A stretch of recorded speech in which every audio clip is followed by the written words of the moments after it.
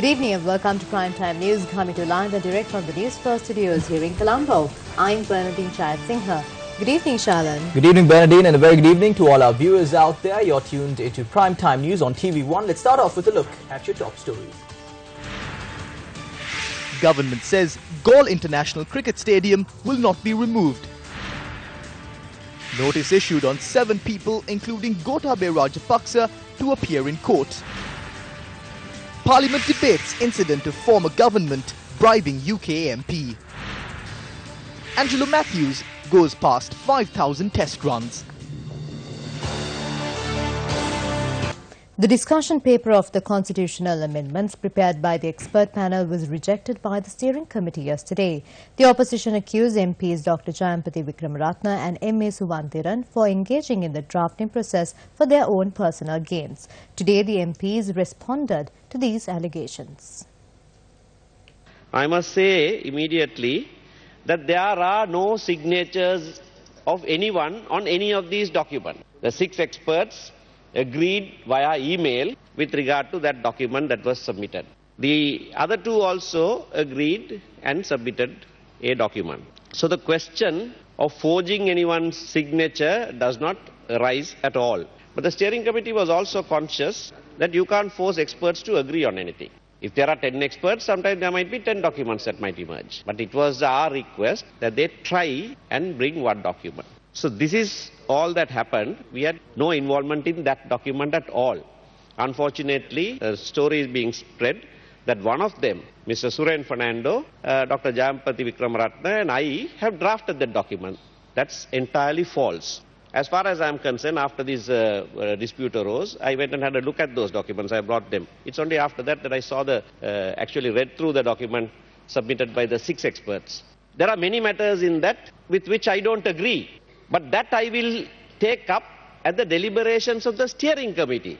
It is in the steering committee, the members of the steering committee will discuss, and it is a steering committee that will eventually prepare a draft constitution according to that resolution that was adopted by Parliament. I have to make it very clear, and I state with responsibility, that I did not contribute to the process of preparing the documents that was put forward by 6 members of the expert committee.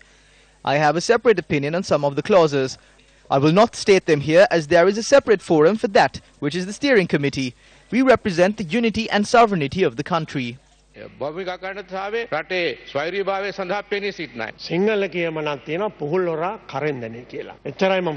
you have nothing to hide, the best thing you can do is to convene the Constitutional Council, summon all the experts there and ascertain what exactly had taken place. If the report is presented, anyone would be able to understand what exactly took place. Some of those in the leftist movement are brought over by the NGOs. This is an open secret. Summon the Constitutional Council, and I make this request from the Speaker.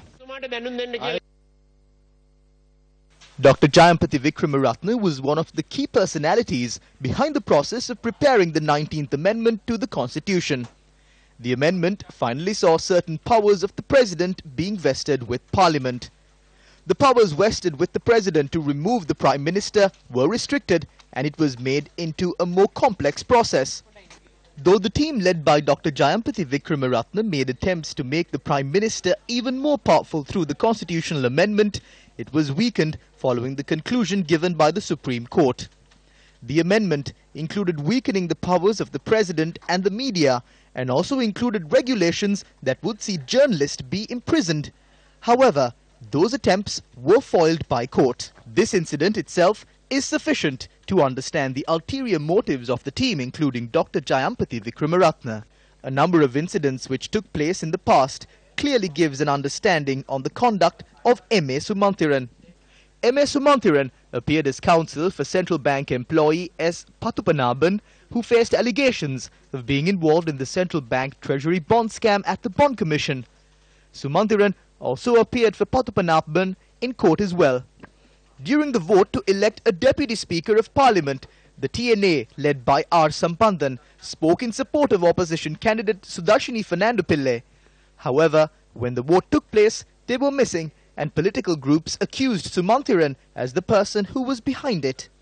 These are just a few examples to showcase their conduct as MPs. They represent the legislature, But who are they actually working for? Are they working for the people of the country? Or are they working towards their personal objectives? For your attention. We must be careful of the deceitful program carried out by the UNP. The day before yesterday at the Constitutional Council that is made up of all the parties, the UNP attempted a constitutional conspiracy against the president. That is what came out of Parliament. There is another one. That one did not come out yet. It states that if you held dual citizenship for a year, you can't contest. Why is such a thing added? At the Constitutional Council, where all parties are present and where a group of experts were tasked with drafting this, Sumanthiran and Jayampathy have intervened and are working to use this to influence future candidates and also disable the current leader of the Sri Lanka Freedom Party, President Maithripala Sirisena, and put Prime Minister Ranil Wickremesinghe in his place. Although Ranil Wickremesinghe cannot capture power in the country, and although he cannot get votes, he is skilled in disabling people and capturing a few from the opposition. If plans are being made to hand over the powers to remove a president to the Prime Minister, Speaker and the opposition leader, then they have by now decided that they cannot work with this president. Then these 23 should decide. When you ask them, they say they are with the president. If plans are being made to remove the president, then where do they stand? After the 19th Amendment, there only can be 30 members in cabinet. It was increased to 40 following a special proposal in Parliament. The moment the UPFA comes out of the cabinet, the president is given the opportunity to appoint a prime minister and a new cabinet. We are working towards that. I personally felt sad that we voted in favor of the 19th constitutional amendment, because through that the powers of the president were reduced and the powers of the prime minister were increased, and it created a state where we cannot remove the prime minister. We have not been able to implement anything that we hope to achieve through it. Welcome back to the news. It was reported this week that a British MP was paid by the former government to visit Sri Lanka on holiday. The matter was debated in Parliament today. During Mahinda Rajapaksa's time, MPs from various countries have been given bribes to promote Sri Lanka's image internationally. It is now revealed that the government of Sri Lanka had spent almost 20 million rupees for a British MP named Ian Paisley and his family to visit Sri Lanka on holiday. That is what was done, and now that British MP has lost his position as well. We initially thought only the locals were bribed, but it seems those in the UK too have been bribed.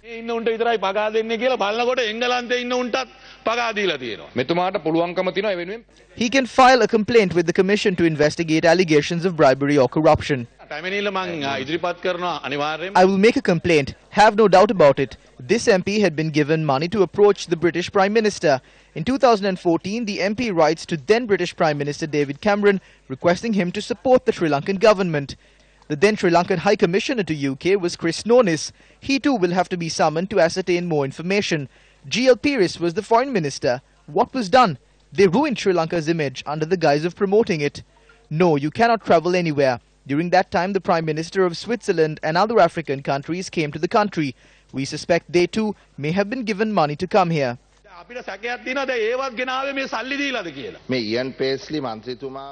Ian Paisley has been suspended for 30 sittings. That is the most severe punishment given to a British MP in 15 years. He had taken 100,000 British pounds. Was it questioned from the Auditor General? There are 5 others. James Morton, another MP, has also been given money. His expenses have not been revealed yet. Since this has already been proven in the UK, an investigation needs to be carried out as to how the money left Sri Lanka. We need to know the reason for those payments. Meanwhile, a group of backbench MPs of the United National Party lodged a complaint at the Bribery Commission today. The complaint was filed along with a set of documents on the expenses of the former president during the run-up to the previous election. In 2015, this newspaper reported that documents were found at Temple Tree showing expenses of his election campaign at over 100 million rupees. Some of them were misplaced. Recently, certain documents showed expenses of over 100 million rupees through the New York Times report. We came to hand over those documents to the Bribery Commission.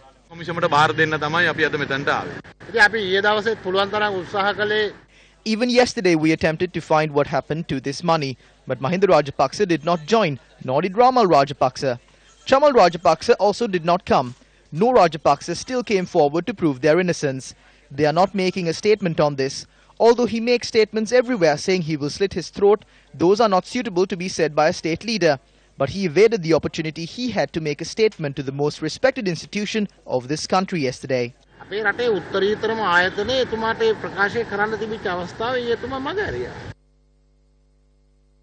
Many in the present government keep on commenting on the benefits reaped by the former government when they entered into projects with the government of China. Once the new government was elected, construction of the Colombo port city was suspended and an investigation was carried out based on the directive of the president. However, while the investigations were taking place, constructions recommenced and the Prime Minister said with pride that the project is taking place as a financial city. The Hambantota port was built during the previous regime using Chinese loans and the present government leased it to the Chinese, stating this was an attempt to ease the debt burden. They didn't stop from there. It is Chinese companies that are engaged in the construction of the Kadawatha to Kerawalapitia section of the Colombo Outer Circular Expressway, the Southern Railway, as well as the Matara to Hambantota section of the Southern Expressway. Reports are surfacing over the trade and economic relationships maintained by the Mahinda Rajapaksa camp and administration with the Chinese and the fraud and corruption that is said to have taken place with that relationship. These need to be investigated. Those involved in large-scale fraud and corruption need to be punished. China has been given permission for investments not only by the Mahinda Rajapaksa administration. This government too had entered into monetary relationships with the Chinese in large scale. This goes up to billions. At times, we too made allegations over the conduct of the present government and their economic management. We request the government to maintain transparency in the investigations of the operations taking place at present. These need to be exposed to the people. විනවිධ භාවයකින් මේවා විමර්ශනය කළ යුතුයි. ජනතාවට මේ පිළිබඳව හෙළිදරව් කළ යුතුයි. The conduct of the President and past leaders were exposed yesterday. When the debate is taking place, the ruling party members need to be present. The Prime Minister, Finance Minister and others must be present and get involved in the debate to take decisions for the country. But did you see anyone in Parliament? Parliament was adjourned because of the lack of quorum on 3 separate occasions. There needs to be 20 MPs for that. Why are they not present? Because all of them will be exposed. Those who benefited from the bond scam, those who are involved in fraud and corruption by taking money from the Chinese companies cannot be present because they will be exposed. The best thing they can do is stop the parliamentary debate. There are the so-called patriotic leaders. We challenge the government to file B reports and investigate this company. More will be exposed. They cannot do that. The reports are with the AG's department. Make it public. Yesterday, Comrade Andrukumara Disanayaka produced the checks and the amount of money. How can such a company give money? Leaders in the country have been marred with commissions.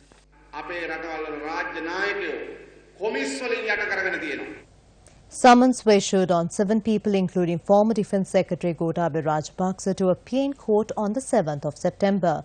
The order was made by Colombo Additional Magistrate Kanchana Niranjana De Silva today. The case pertaining to the misappropriation of 81 million rupees for the construction of the D.A. Rajapaksa Memorial Museum in Veerakatya Tangol was taken up today. The Police Financial Crimes Investigations Division had filed the case based on the instructions of the Attorney General. Summons were issued on Gotabaya Rajapaksa, Prasad Harshan De Silva, Udulavati Kamaladasa, K. Minda Atigala, Saman Kumar Galapatti, Devaka Mahinda Salia and Srimati Mallika Kumari Senadira.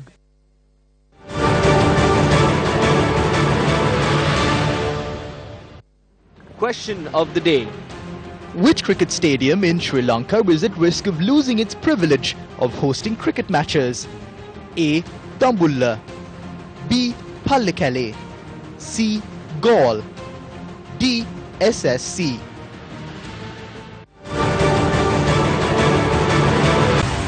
The voice of Sri Lanka has resonated. This is the resounding voice of a nation coming together with the strength to serve, to rebuild and to volunteer. Come at the V-Force. Newsfirst's novel initiative to empower the youth of Sri Lanka, Gum at the V-Force, will get underway tomorrow.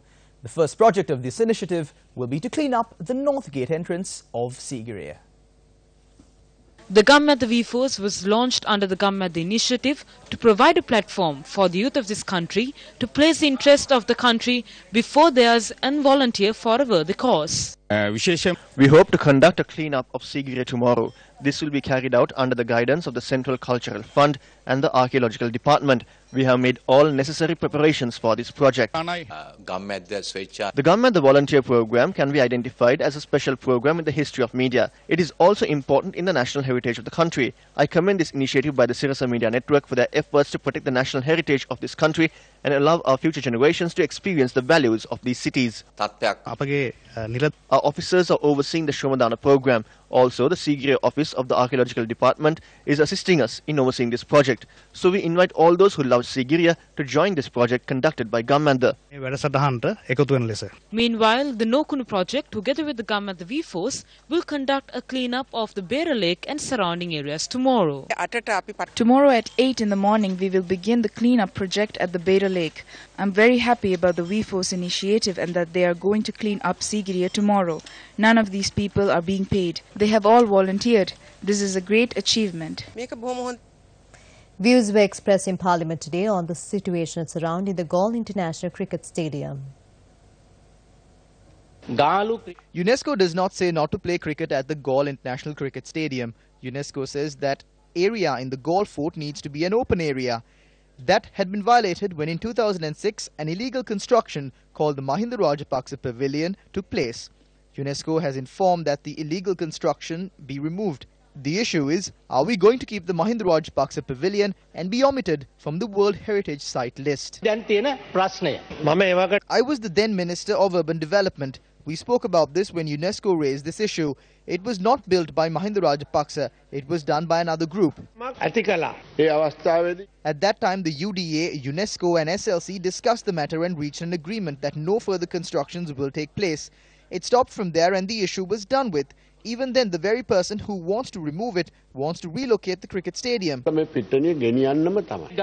We cannot accept the stance of MP Gamini Lokuge. The UNESCO stance has not changed. The Galle UC is not UNESCO. It will not be removed. I state with responsibility as the Minister of Sports, we will discuss the matter with Minister Vijayadasa Rajapaksa and Sagala Ratnayaka and reach a decision that will benefit the country. We have been given until September 2019 to report on this. We identified places in Koggala following the 2004 tsunami. The construction did not take place. The plan is not abandoned. There is no plan to remove the Galle Cricket Stadium. It will remain as it is and it will be developed. We will give the opportunity for school matches and international cricket matches to take place. When the building was constructed, it was said not to go ahead with it. Those from Galle attached to the SLC had banded together to loot the money. After the pavilion was constructed in an improper manner, it was told to be demolished. When it was to be demolished, they placed Mahinda Rajapaksa's name on it and the demolition did not go ahead. We need to have a system in place where a structure can be set up fast using the latest technology. We cannot lose the World Heritage status and this stadium is beneficial for us when it comes to cricket.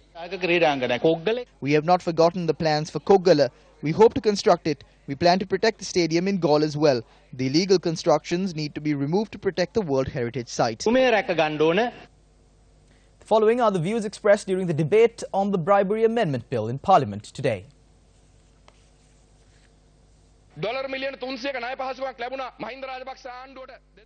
2013, the Mahinda Rajapaksa government got a loan concession of $300 million. There was a remainder of $158 million. At the time, it was proposed to use it to purchase a petrol vessel, 6 fighter jets and a helicopter repair station. But when this government was elected, they decided to bring one ship to the total value of $158 million. One by one, they start to remove the commanders of the Sri Lanka Navy. 3 secretaries to the President were removed. 2 defense secretaries stepped down. They were in fear of getting involved in this. We have been told the Russian team will be coming back on the 28th to say we will only be given the other equipment if we use this loan facility. Recently, the Prime Minister said in Parliament that we are in the middle of a submarine warfare. He said there is an issue with security. Very recently, he said there is an issue with providing the equipment for the peacekeeping forces and those equipment need to be procured. If the equipment is for the peacekeeping forces, there are other countries from which they can be procured, and China as well as Ukraine have come forward. Heads of media institutions are involved in this. I state this without fear because I have stated it before. I challenge there are persons from the Maharaj organization involved in this ship deal. Maharaj ආයතනේ ඒ ඉහළ ඉඳලා ඉන්න පුද්ගලයන් කීප දෙනෙකුත් මේ නැව් ගනුදෙනුවේ මම පහුගිය දවසෙත් පාර්ලිමේන්තුවේ කිව්වා විශේෂයෙන්ම හමුදාපතිවරු. The removal of military commanders and the stepping down of president secretaries is not connected to this at all. It is the defense ministry that is doing the procurement. There is a defense secretary for that. The president secretary does not get involved in any of these processes. If a country gives a loan concession, we will have to do the procurement as per the directive of that country. If the Russian government has given a loan facility, we will have to procure Russian-made products. රුසියානු රටේ නිෂ්පාදන තමයි අපිට මිලදී ගන්න අනිවාර්යෙන්ම සිද්ධ වෙන්නේ. හැමතුමා ඒ කාරණාවේදී මම එකඟ වෙනවා ණය. I agree that a loan facility had been given. Just because they offer it, we will not take it. There are places where you can procure for a lesser price. This is the issue we raise. මන්ත්‍රීතුමා රුසියානු රජයෙන් ණය දුන්නට පස්සේ ඒ රජය කියනවා ඒ රජයේ After the Russian government gives a loan, we must take their products. When India gives a loan, they say we must procure their products. There is no irregularity over this. If you have facts, present them. We are prepared to inform Parliament about it as well.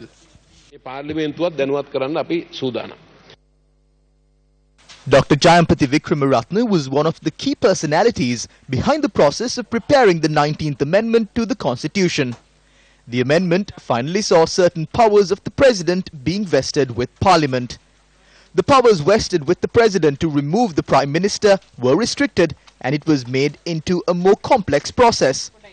Though the team led by Dr. Jayampati Vikramaratne made attempts to make the Prime Minister even more powerful through the constitutional amendment, it was weakened following the conclusion given by the Supreme Court. The amendment included weakening the powers of the President and the media, and also included regulations that would see journalists be imprisoned. However, those attempts were foiled by court. This incident itself is sufficient to understand the ulterior motives of the team, including Dr. Jayampati Vikramaratne. A number of incidents which took place in the past clearly gives an understanding on the conduct of M.A. Sumanthiran. M.A. Sumanthiran appeared as counsel for Central Bank employee S. Pathupanaban, who faced allegations of being involved in the Central Bank Treasury bond scam at the Bond Commission. Sumanthiran also appeared for Pathupanaban in court as well. It was M.A. Sumanthiran who postponed the debate on the Central Bank bond scam in Parliament, stating that the English and Tamil translations weren't available. During the vote to elect a Deputy Speaker of Parliament, the TNA, led by R. Sampanthan, spoke in support of opposition candidate Sudarshini Fernando Pillai. However, when the vote took place, they were missing, and political groups accused Sumanthiran as the person who was behind it. These are just a few examples to showcase their conduct as MPs. They represent the legislature, but who are they actually working for? Are they working for the people of the country? Or are they working towards their personal objectives? For your attention.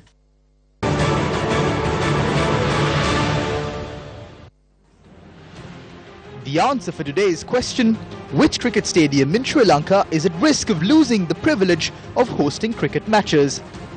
C. Galle.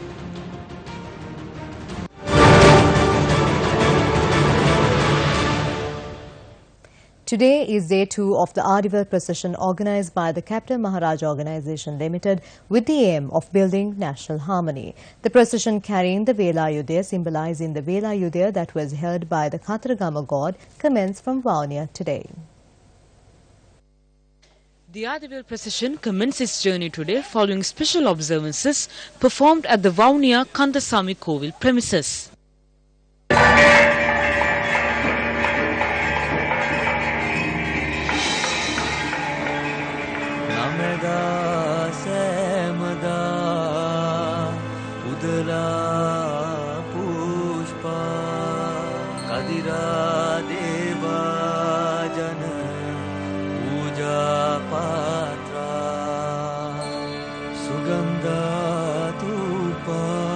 We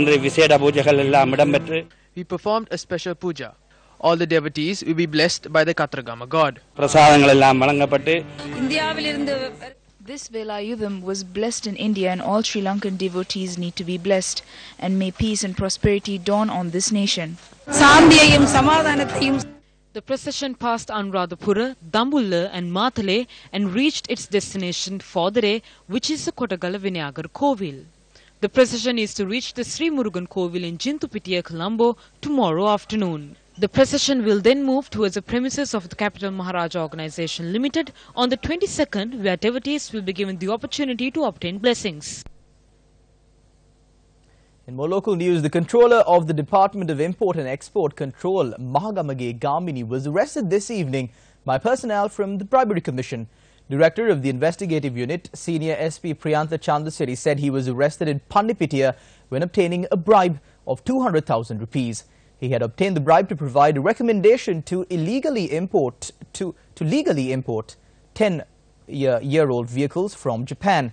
Now, the bribery amendment bill was also passed in Parliament today without a vote.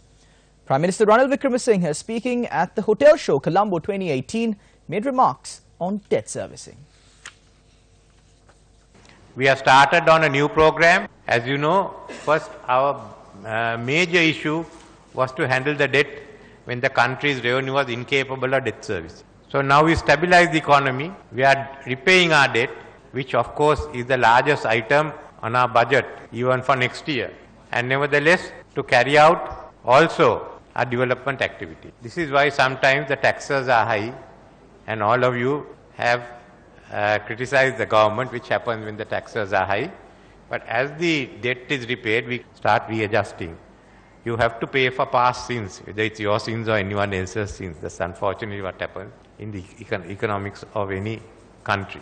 The Prime Minister also commented on the Mattale Airport. Now, one of the developments is going to be the Mattale Airport. When the Indian company and our aviation services enter into a joint venture, that's another market for us. The bulk of the airlines that come, there will be a large number of Indian airlines coming there. They have to make it a success, just as much as China merchants has to make Hambantota a success. Well, the number of airlines that come there depends not on the efforts taken by India, but efforts taken by us to promote Sri Lanka in India. And that's what the Indian government has said. Come and we will help. Details have emerged of another departure from the due procedure. We have signed a FTA with Singapore. According to this motion, it says the agreement has been signed with no cabinet approval. I reject that claim. However, the Cabinet of Ministers did not ratify this agreement as the Attorney General's concurrence was not sought. The Cabinet of Ministers had only approved to sign the agreement subject to the clearance of the Attorney General. A letter addressed by the Secretary of the Cabinet of Ministers to the Attorney General and Secretaries to the Ministries of Foreign Affairs and Development Strategies and International Trade states the finalized draft agreement should be submitted to the Cabinet through the Minister for consideration. Another departure from procedure. The Sri Lanka Trade Information Portal, a tool aimed at offering timely and easy access to trade rules and regulations, was launched in Colombo today. The Trade Information Portal is hosted by the Department of Commerce in collaboration with the National Trade Facilitation Committee. Developed with the support from the World Bank and the Australian High Commission, the portal will, for the first time, display over 1,000 laws, regulations, procedures, permits, application forms, licenses and applicable fees related to trade in Sri Lanka in all 3 languages. The Trade Information Portal is a repository of trade-related regulatory information in one platform. This reduces the time and cost of traders in their trading activities, since the need to visit many organizations to get information reduced to a click of a button on the computer. The Sri Lanka Trade Information Portal is the largest government initiative to increase access to information related to cross-border trade and to comply with the World Trade Organization's Trade Facilitation Agreement. A symposium on law and business titled Colombo Law Biz 2018 began today. The event was organized by the Colombo Law Society. It was conducted under the theme Looking into the Current Legal Issues in Business. Chief Justice Priyasad Depp was the chief guest of the event. Recently, in 2018, new Indian Revenue Act was introduced. There are so many fundamental changes in that act. So with that, I think new concepts were introduced. Then, of course, information technology. So we have this Computer Crimes Act, then Electronic Transaction Act, Payment Devices Act. Even the Evidence Ordinance was also amended by introducing special provisions regarding audio-visual evidence and the reception of computer evidence.